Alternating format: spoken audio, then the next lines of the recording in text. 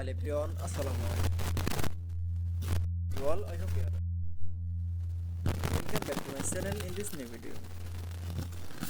Today's video, how to add column to the left in Google Sheets document. So get it started. At first, open your Google Sheets file. Firstly, then issue the Google Sheets file.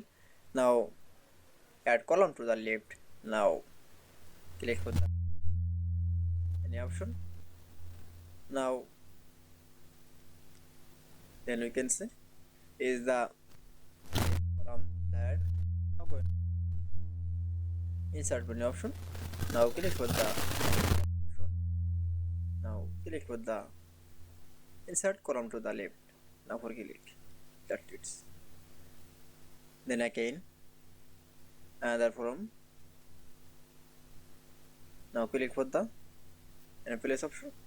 Now going to the insert menu option. Now click for the columns option. Now click for the insert to the columns left.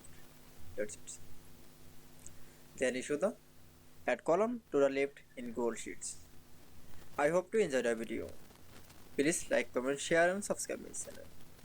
Thanks for watching my video.